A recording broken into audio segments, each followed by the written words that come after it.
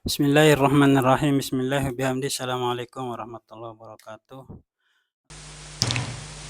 Nah, bapak-bapak, ibu, hadirin dan hadirat sekalian yang dirahmati Allah Subhanahu wa taala. Bagian yang pertamanya saja rasa-rasanya nggak cukup umur kita. Belajar tentang zatillah, belajar tentang sifatillah, belajar tentang af'alillah. Satu saja sifatillah. Sifatillah itu artinya sifat-sifat Allah. Wahya la tu'addu wa la tuhsa. Segala sesuatu yang paling mulia itulah Allah Subhanahu wa taala, enggak terhitung banyaknya. Pilihannya untuk memudahkan umat agar kita punya acuan dan punya rujukan ada 99 yang disampaikan oleh Nabi kita, Nabi besar Muhammad sallallahu alaihi wasallam. Di luar 99 itu tak terhitung asmaullah, sifat-sifat Allah yang mulia. Belum lagi ilmu tentang af'alillah. Kerja-kerja Allah itu selalu kerja yang terbaik. Apa yang Allah Subhanahu wa taala tetapkan dan takdirkan itu selalu yang terbaik. Maka Imam Ghazali mengatakan laisa fil imkan abda'u mimma kana. Kalau sesuatu itu sudah terjadi, ya itulah yang terbaik. Maka Rasulullah SAW melarang kita jangan banyak-banyak menggunakan kata lau, seandainya. Fa inna lau taftahu amala syaitan. Kalau terlalu banyak bilang seandainya, itu akan membuka pintu fitnah dari syaitan. Kalau kita sudah melakukan sesuatu dengan cara yang kita anggap paling baik, kita sudah bismillahkan, kita sudah zikirkan, lalu kemudian di ujung itu tidak sesuai dengan harapan kita, jangan ada kata seandainya lagi. Yakinlah bahwa apa yang Allah Subhanahu wa taala telah takdirkan itu adalah yang terbaik untuk kita saat itu. Para ulama, bapak-bapak dan ibu, hadirin dan hadirat sekalian, ketika membahas tentang 3 ilmu yang terbaik ini,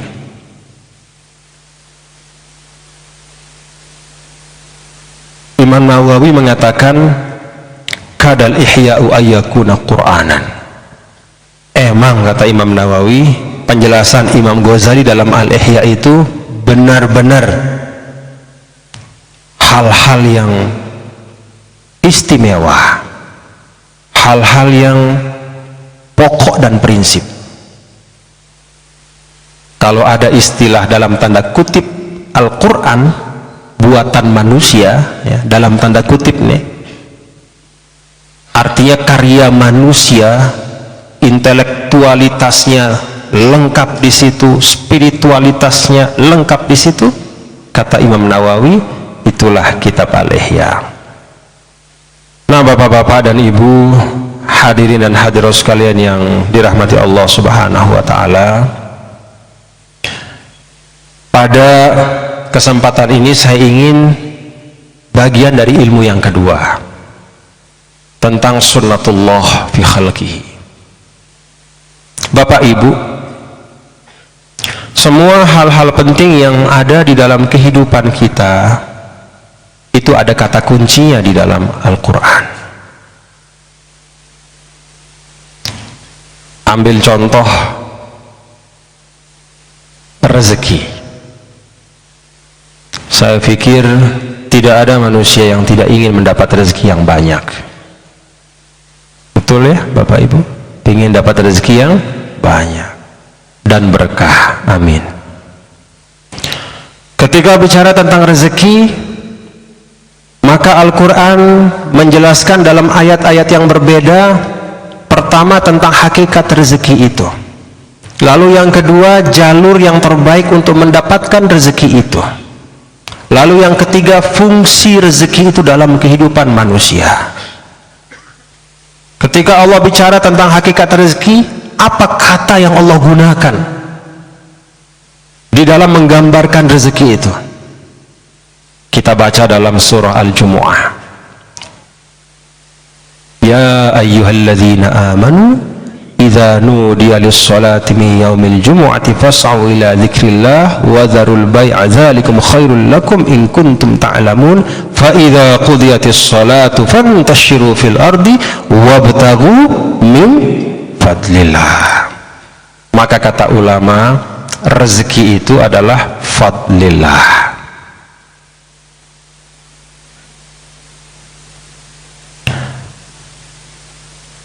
Apa arti bahwa rezeki itu fadlillah? Semua tahapan-tahapan dan proses yang kita lakukan, bapak-bapak dan ibu-ibu, adalah dalam kerangka ikhtiar. Tetapi sampainya rezeki kepada kita adalah kemurahan dari Allah Subhanahu wa ta'ala. Maka di dalam hadis Nabi kita yang mulia Rasulullah sallallahu alaihi wasallam, "Lau annakum tawakkaltum haqqa tawakkulihi," ya, kalau engkau benar-benar bertawakal, jadi menggantungkan harapan itu hanya kepada Allah Subhanahu wa ta'ala, jangan geser. Bagaimana kalau menggantungkan kepada Allah itu bergeser? Yang terjadi seperti apa yang menimpa Nabi Yusuf alaihissalam. Nabi Yusuf di dalam penjara karena difitnah. Ada dua orang masuk menemani beliau ke penjara. Lalu suatu hari yang keduanya itu melapor kepada Nabi Yusuf bahwa mereka masing-masing bermimpi. Yang pertama, "Inni arahni ahmilu fawqa ra'si khubzan ta'kulut tayruh." Yang pertama, mimpinya itu, "Inni aroni aksiru khomro." Yusuf, saya lihat kamu ini orang baik. Semalam saya mimpi saya memeras anggur menjadi jus. Peras, kemudian keluarlah ekstrak perasan itu manis. Yang satu mengatakan, "Yusuf, saya semalam bermimpi bahwa ada burung yang mengambil roti yang saya taruh di atas kepala. Saya taruh roti di atas kepala, lalu ada burung yang mengambilnya." Kata Nabi Yusuf alaihissalam, "Saya akan beritahu takwil dari mimpi kalian berdua itu. Yang pertama, engkau akan keluar dari penjara ini dan akan menjadi pelayan raja." Itu takwil dari mimpi orang yang memeras anggur. "Sedangkan engkau, sahabatku, soset," kata Nabi Yusuf, "sayang bahwa engkau akan dibunuh, disalib, dan lalu kemudian burung itu akan memakan jasadmu. Qudiyal amrul ladzi fihi tastaftiyan." Benar terjadi. Yang satu dihukum mati, disalib, yang satu dibebasin, jadi pengawal, jadi pelayan dari raja. Sebelum keluar, apa kata Nabi Yusuf alaihissalam? "Wa qala lilladzi zanna annahu najim minhuma udhkurni 'inda rabbika." Nabi Yusuf berpesan kepada yang akan keluar dari penjara dan menjadi pelayan raja itu, "Tolong sebut saya pada Tuanmu." Jadi kira-kira Nabi Yusuf kayak orang sekarang lah, menjadikan temannya yang akan keluar itu sebagai perantara untuk dia bisa bebas dari penjara. Apa yang terjadi? Ini kalau geser ya, ini Nabi nih. Nabi emang nggak boleh geser. Kita juga nggak boleh geser. Tapi Nabi itu memang benar-benar harus harus lurus seluruh-seluruhnya, nggak boleh sedikit pun ada geser. Maka ketika geser, apa yang terjadi? Fa ansahu syaitanu dzikra rabbih falabitha fis sijni bid'a sinin. Maka Allah Subhanahu wa taala membuat pelayan itu lupa. Lalu Nabi Yusuf tinggal di penjara dari jarak antara 3 sampai 9 tahun. Gara-gara geser. Geser yang sebenarnya seharusnya Nabi Yusuf alaihissalam menggantungkan harapannya kepada Allah, meyakini benar, berdoa kepada Allah, mengutuhkan dan mengikhlaskan tawakalnya hanya kepada Allah. Begitu dikit aja bergeser, lalu ada harapan sedikit kepada manusia dan mengatakan, tolong sebut saya di raja supaya saya segera dibebaskan. Allah balas dengan yang sebaliknya, teguran bagi seorang nabi. Bukannya kebebasan yang didapatkan, justru derita di penjara yang berkepanjangan gara-gara satu kata, uzkurni inda rabbik.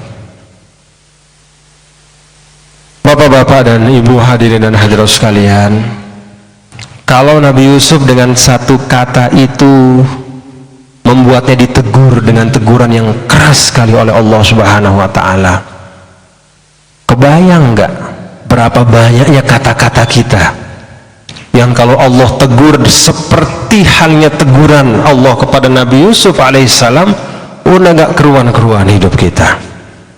Dikit-dikit bukannya doa, minta tolong. Bahkan kadang-kadang tidak sekedar minta tolong dengan ucapan verbal, nyogok. Nabi Yusuf gak nyogok. Nabi Yusuf cuma sedikit saja, uzkurni inda rabbik. Tolong ya, beritahu raja ada Yusuf di sini, tolong dibebasin. Saya ini difitnah, kira-kira kayak begitu. Hanya dengan bergesernya keyakinan dan ketawakalan kepada Allah dengan satu kalimat, Allah tegur dan didik dengan diam di penjara antara 3 sampai 9 tahun. Alhamdulillahirrabbilalamin. Sahabat sekalian, bagaimana tayangan tadi? Itu semakin membuat kita sejuk ya, berkehidupan, berkebangsaan di negara kesatuan Republik Indonesia ini. Andai saja ini tidak boleh ya, kalau saja semua ulama kita menyampaikan pesan ya, tausiah mereka dengan sejuk santun, bagaimana ya, satu daerah begitu, daerah yang lain begitu, berada di dalam podium tanpa menghujat, mengumpat, bahu membahu. Insya Allah negara kita akan semakin aman, damai, selalu dalam keadaan romantis kalau bahasa anak muda sekarang. Mudah-mudahan kita tetap istiqomah, ngiring ya Bapak Tun Guru Bajang untuk membawa kita bersama-sama tentu memajukan kebaikan kesejahteraan negara Republik Indonesia. Terima kasih. Wallahul muwaffiq wal hadi ila sabil rasyad. Assalamualaikum warahmatullahi wabarakatuh.